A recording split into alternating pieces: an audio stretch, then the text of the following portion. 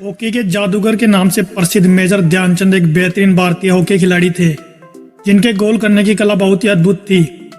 उनकी हॉकी से गेंद इस तरह चिपकी रहती थी कि विरोधी टीम को यह लगता था कि उनके पास कोई अलग हॉकी है।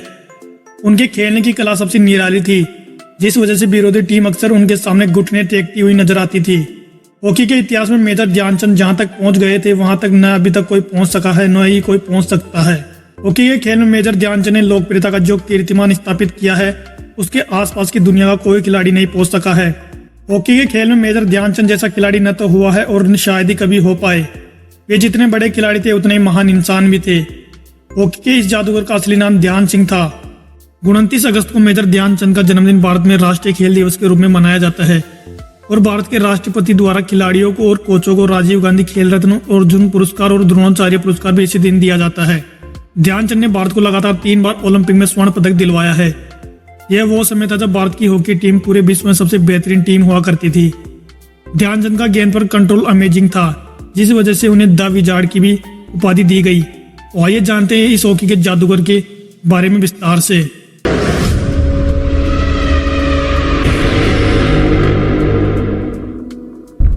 ध्यानचंद का जन्म 29 अगस्त 1905 को उत्तर प्रदेश के इलाहाबाद, जो अब प्रयागराज के नाम से जाना जाता है, के साधारण से राजपूत परिवार में हुआ था। ध्यानचंद के पिता का नाम रामेश्वर दत्त सिंह और माता का नाम श्रद्धा सिंह था। ध्यानचंद के बचपन में कोई स्पोर्ट्समैन के लक्षण नहीं दिखाई देते थे, इसलिए कहा जा सकता है कि हॉकी के खेल की प्रतिभा जन्मजात उनमें नहीं थी, बल्कि हॉकी के खेल में जो उन्होंने महारत हासिल की वो सिर्फ उनकी मेहनत, अभ्यास और संघर्ष और साधना का फल था। ध्यानचंद के पिता ब्रिटिश इंडियन आर्मी में एक सूबेदार के रूप में कार्यरत थे और हॉकी भी खेला करते थे। ध्यानचंद के 2 भाई भी थे, मूल सिंह और रूप सिंह। रूप सिंह भी ध्यानचंद की तरह हॉकी खेला करते थे। ध्यानचंद के पिता आर्मी में होने की वजह से उनका तबादला कभी कहीं तो कभी कहीं और होता रहता था, जिस वजह से ध्यानचंद अपनी पढ़ाई पूरी नहीं कर सके और सिर्फ कक्षा 6 तक की पढ़ाई करने के बाद उन्होंने पढ़ाई छोड़ दी और कालांतर में ध्यानचंद का परिवार इलाहाबाद से झांसी आ गया। अपने शुरुआती जीवन में ध्यानचंद को हॉकी में कोई दिलचस्पी नहीं थी। ध्यानचंद को रेसलिंग बहुत पसंद थी। हॉकी को तो उन्होंने अपने आसपास के दोस्तों के साथ खेलना शुरू किया, जो पेड़ की डालों से हॉकी स्टिक और पुराने कपड़ों से गेंद बनाकर खेला करते थे। एक दिन वो अपने पिता के साथ हॉकी का मैच देखने गए। वहां एक टीम 2 गोल से मैच हार रही थी। यह देख ध्यानचंद ने अपने पिता से कहा वो हारने वाली टीम की तरफ से खेलना चाहते हैं। वह मैच आर्मी वालों का था। ध्यानचंद के पिता ने उन्हें इजाजत दे दी। उन्होंने उस मैच में ध्यानचंद ने 4 गोल किए। उनके शानदार आत्मविश्वास से भरे खेल को देखकर आर्मी के ऑफिसर काफी खुश हुए और उन्हें आर्मी ज्वाइन करने को कहा। साधारण शिक्षा प्राप्त कर चुके ध्यानचंद में 16 साल की उम्र में सेना में एक साधारण सिपाही की हैसियत से भर्ती हो गए। जब फर्स्ट ब्राह्मण रेजिमेंट में भर्ती हुए तब उनके मन में हॉकी के लिए ऐसी कोई भावना नहीं थी कि वो एक हॉकी प्लेयर बने। ध्यानचंद को हॉकी के लिए प्रेरित करने का श्रेय रेजिमेंट के एक सूबेदार मेजर तिवारी को जाता है। मेजर तिवारी खुद भी एक हॉकी प्रेमी और शानदार खिलाड़ी थे।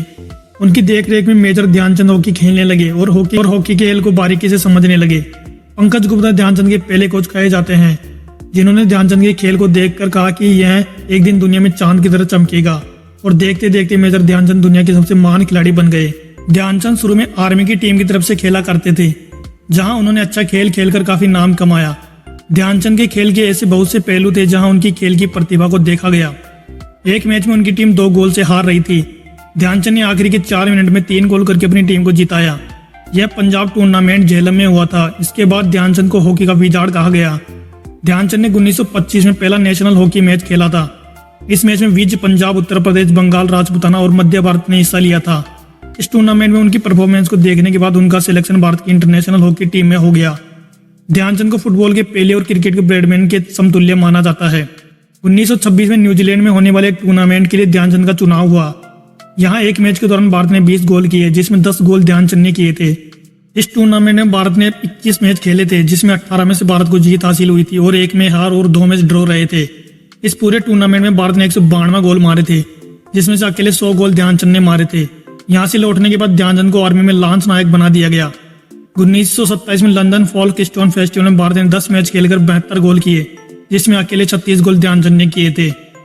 ध्यानचंद ने 3 ओलंपिक खेलों में भारत का प्रतिनिधित्व किया था और तीनों बार देश को स्वर्ण पदक दिलाया।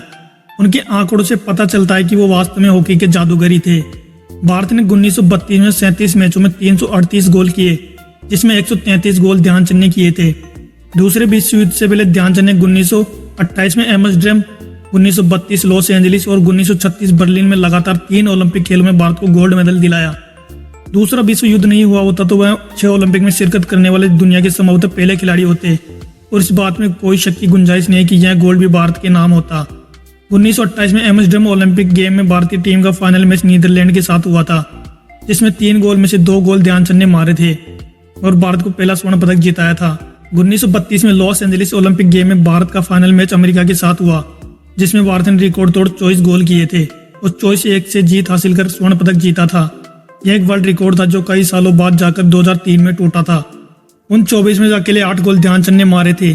1936 बर्लिन ओलंपिक गेम में लगातार 3 टीम हंगरी, अमेरिका और जापान को भारत ने बिना गोल खाए हराया था। इस इवेंट में सेमीफाइनल में भारत ने फ्रांस को 10 गोल से हराया था, जिसके बाद भारत का फाइनल मैच जर्मनी के साथ हुआ था। इस मैच में इंटरवल तक भारत के खाते में 1 गोल आया था। इंटरवल के बाद ध्यानचंद ने अपने जूते उतार दिए थे और नंगे पैर ही गेम को आगे खेला और 8-1 से जीत हासिल की और स्वर्ण पदक भारत के नाम हुआ। इस फाइनल में ध्यानचंद ने 3 गोल किए। इस फाइनल मैच को देखने के लिए हिटलर भी आया हुआ था। ध्यानचंद की प्रतिभा को देखकर जर्मनी के अडोल्फ हिटलर ने ध्यानचंद को जर्मनी की आर्मी की हाई पोस्ट पर आने का ऑफर दिया, लेकिन ध्यानचंद को अपने देश से बहुत प्रेम था और उन्होंने ये ऑफर ठुकरा दिया था। मेजर ध्यानचंद इंटरनेशनल हॉकी को 1948 तक खेलते रहे। इसके बाद 42 साल की उम्र में उन्होंने रिटायरमेंट ले लिया। इसके बाद ध्यानचंद आर्मी में होने वाले हॉकी मैचों को खेलते रहे और 1956 तक उन्होंने हॉकी स्टिक अपने हाथों में थामे रखा। मेजर ध्यानचंद ने अपने पूरे करियर में तकरीबन 1000 से भी ज्यादा गोल किए थे, जिनमें से 500 से ज्यादा उन्होंने अंतर्राष्ट्रीय स्तर पर किए थे। कहा जाता है कि मैच के दौरान गेंद हर समय ध्यानचंद के स्टिक से चिपकी रहती थी। ये देखकर दर्शक आश्चर्यचकित रह जाते थे, लेकिन कुछ अधिकारियों को बीच में संदेह होने लगा कि कहीं ध्यानचंद की स्टिक में कोई ऐसी वस्तु तो नहीं लगी जो बराबर गेंद को अपनी ओर खींचे जाती है। बात बढ़ गई और शंका का समाधान अवश्य समझा गया। ध्यानचंद को दूसरी हॉकी स्टिक से खेलने को कहा गया, लेकिन ध्यानचंद दूसरी स्टिक से भी धनाधन गोल करने लगे। तब लोगों को समझ में आया कि यह जादू स्टिक का नहीं बल्कि ध्यानचंद की कलाइयों का है। तभी से लोगों ने ध्यानचंद को हॉकी का जादूगर कहना शुरू कर दिया। केवल हॉकी के खेल के कारण ध्यानचंद की सेना में पदोन्नति होती गई। 1938 में उन्हें वायसराय का कमीशन मिला और वो जमादार बन गए। उसके बाद एक के बाद एक सूबेदार, लेफ्टिनेंट और कैप्टन बनते चले गए। फिर बाद में उन्हें मेजर बना दिया गया। 1956 में उन्हें पद्म भूषण से सम्मानित किया गया। उनके जन्मदिन को भारत का राष्ट्रीय खेल दिवस घोषित किया गया। इसी दिन खेल में उत्कृष्ट प्रदर्शन के लिए राष्ट्रीय पुरस्कार, अर्जुन पुरस्कार, द्रोणाचार्य पुरस्कार प्रदान किए जाते हैं। भारतीय ओलंपिक संघ ने ध्यानचंद को शताब्दी का खिलाड़ी घोषित किया। वे उन तीनों भारतीय टीम के सदस्य थे जिन्होंने 1928, 1932 और 1936 के ओलंपिक खेलों में गोल्ड मेडल जीता था। मेजर ध्यानचंद की याद में डाक टिकट सेवा शुरू की गई। दिल्ली में ध्यानचंद नेशनल स्टेडियम का निर्माण कराया गया। किसी भी खिलाड़ी की मान्यता को गिनने का सबसे बड़ा पैमाना यही है कि उस खिलाड़ी के साथ कितनी घटनाएं जुड़ी हुई है। उस हिसाब से तो मेजर ध्यानचंद का कोई जवाब ही नहीं है। हॉलैंड में तो लोगों ने उनकी स्टिक तोड़वाकर देख ली थी कि कहीं उसमें चुंबक तो नहीं। यही घटनाएं अंतर्राष्ट्रीय स्तर पर हमें उनकी लोकप्रियता को दर्शाती है। उन जैसा खिलाड़ी भारतीय हॉकी खेल में न तो कोई था न कोई हो सकता है। मेजर ध्यानचंद के आखिरी दिन बिल्कुल भी अच्छे नहीं गए। ओलंपिक में देश को स्वर्ण पदक दिलाने के बावजूद देश ने उनको बुला दिया था। चौथाई सदी तक विश्व की हॉकी जगत की शिखर पर जादू की तरह छाए रहने वाले मेजर ध्यानचंद का 3 दिसंबर 1979 को सुबह 4:25 पर नई दिल्ली के एम्स हॉस्पिटल में देहांत हो गया। झांसी में उनका अंतिम संस्कार किसी घाटी पर ना कराकर उस मैदान पर किया गया जहां वो हॉकी खेला करते थे। अपनी आत्मकथा गोल में उन्होंने लिखा था कि आपको मालूम होना चाहिए कि मैं बहुत ही साधारण आदमी हूँ। वो साधारण आदमी नहीं थे, लेकिन गए बिल्कुल साधारण आदमी की तरह।